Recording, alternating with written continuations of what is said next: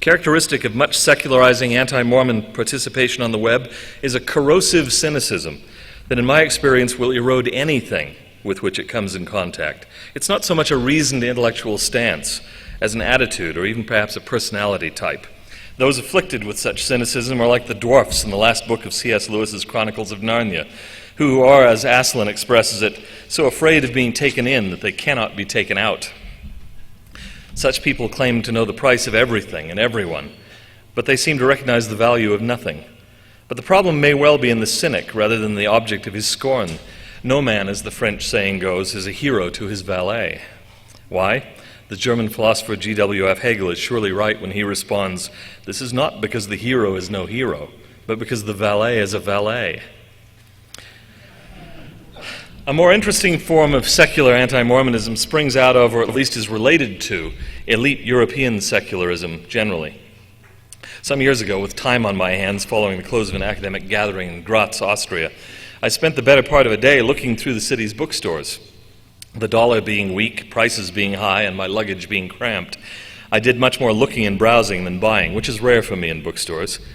I soon discovered an extraordinarily interesting topic: the treatment of Mormonism in travel books published for America-bound Europeans.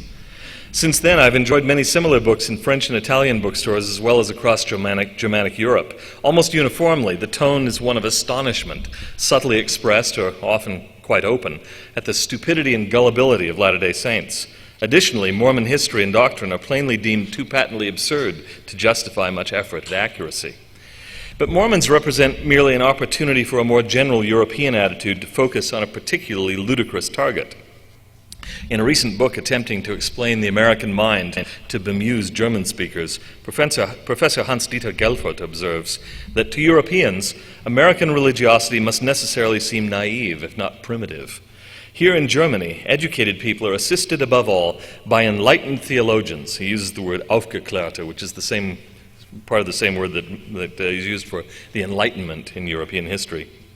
They're assisted by enlightened theologians who reinterpret Christian teaching as an ethical doctrine, suited for the everyday, but at the same time philosophically abstract. In the meanwhile, there are pastors who believe they can get by altogether without mentioning God's name. It's completely different in America, where the Bible is still the Word of God.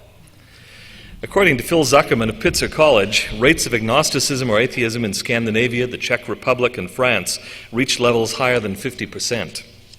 There and elsewhere, underused churches are being converted into concert halls, museums, art galleries, stores, restaurants, condos, even nightclubs. In Scandinavia, for some reason, it's popular to transform churches into carpet stores. It's well known that the late Pope John Paul II believed that the future of Catholicism lay not in spiritually dying Europe, but to the south, in Latin America, and perhaps even more so in Africa. Benedict XVI appears to share that view, with reason. In the eyes of many, if not most Europeans, Professor Gelfert observes, American taste is equivalent to tastelessness. One is tempted to suggest that, given their own still relatively recent history of something rather worse than poor taste, a bit of humility might be in order for the Germans, at least. And I say this as something of a Germanophile. But thus, European disdain for American religiosity functions as part of a broader contempt for American culture, nicely embodied, as a surprisingly large number of residents of both the continent and the British Isles see it, in our religious fanatic cowboy president. And what could be more American than the Church of Jesus Christ of Latter-day Saints, widely known for its freshly scrubbed, naive 19-year-old missionaries hailing mostly from the American West? Anti-Mormonism in Europe is overwhelmingly of the secular variety. Evangelical anti-Mormonism, on the whole, is no more than a minor irritant, because the same general European secularism that directly challenges missionary success on the continent and in the British Isles also confronts and hampers our evangelical friends. But secularist anti-Mormonism is doing real damage to many fragile testimonies there, and an adequate response has still not materialized. This is a challenge that apologists in Europe itself, but also in the Church's American home base, urgently need to address.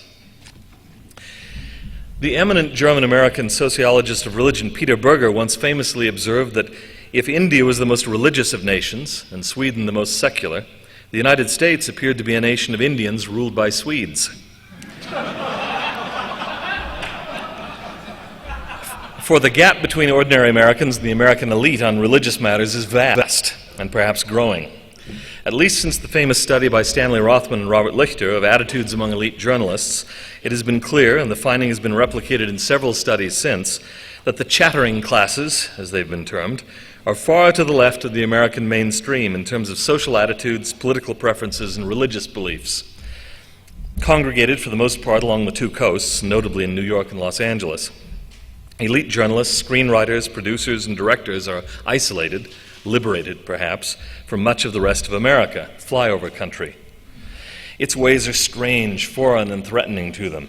As shown in probably a dozen or more films during the terrifying Reagan years of the 1980s, innocent urbanites, whose cars broke down in, say, San Bernardino County, were very likely to fall prey to corrupt Southern-accented fascists in murderous small-town police states, where rampant intermarriage was obvious in the very faces of the slack-jawed yokels. A friend of mine, born and raised in New York City and educated at Johns Hopkins and Princeton, caught the spirit of the outlook beautifully, if unintentionally, when he told me years ago of what was to that point his only transcontinental journey, a jet airplane jaunt to visit his girlfriend in Berkeley. There really isn't anything, he said in an awestruck voice, between the East Coast and California.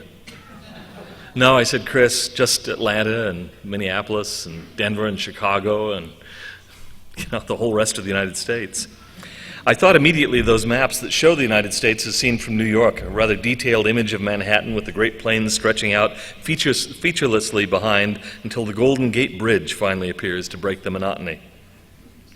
In a recent magazine article, Joel Kotkin, an incisive observer of social trends, supplies a nice, concrete example. When Fargo, North Dakota businessman Howard Dahl boards a plane for the East Coast or flies to Europe and beyond, he is often struck by the views of the people he encounters, especially their preconceptions about his part of the country. There's a lot of condescension. You'd think no one here ever read a book, Dahl says, or ever had a thought about anything. They think we're religious fanatics. How much more so than Salt Lake City? Since, as studies have shown, journalists strongly tend on the whole to be secular, politically liberal, anti-corporate, and socially and morally progressive, quote unquote, Mormonism constitutes a perfect target. They will be naturally antipathetic to the Church of Jesus Christ of Latter-day Saints, a church that is widely regarded as socially retrograde, politically conservative, and hierarchically corporate. Still today, writes Hans-Dieter Gelfurt, Americans promote a striking hero cult with regard to the great figures of their history. In England, a tendency to dismantle one-time heroes set in after the First World War, with Lytton Strachey's book, Eminent Victorians, 1918. The same thing happened in Germany after the Second World War. Whenever among us an article appears in Spiegel about a once-revered heroic figure from German history, one can just about wager that this person will have lost his luster thereafter. In this regard, American journalism seems very, very European.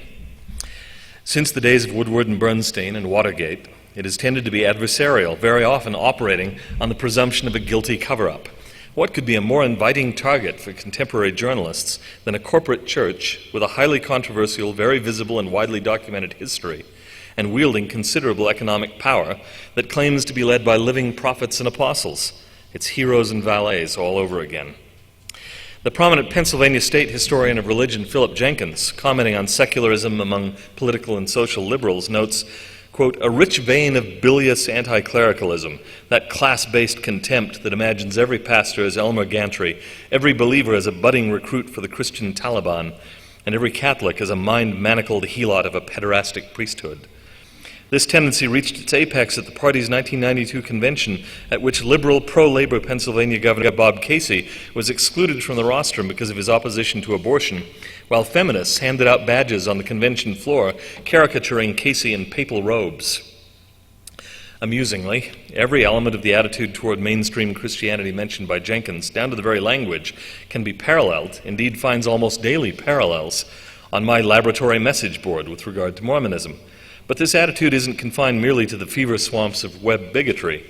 In an article published as recently as the 15th of July 2005 in a New Zealand periodical, but evidently also in many other venues, the American leftist journalist Suzanne Mazur, reporting on the corporate machinations of us Mormon theofascists, even included purported illustrations of the Latter-day Saint endowment ceremony. They were reproduced from that essential and utterly reliable 1882 classic, J.H. Beadle's Polygamy or the Mysteries and Crimes of Mormonism, and were accurate right down to details like the bishop's mitres, clearly modeled on the Pope's hat, worn by temple officiators. To those who have actually attended the temple yet seen no such garb and no such rituals, Mr. Beadle might well say, with apologies once more to Groucho Marx, "Who are you going to believe, me or your lying eyes?"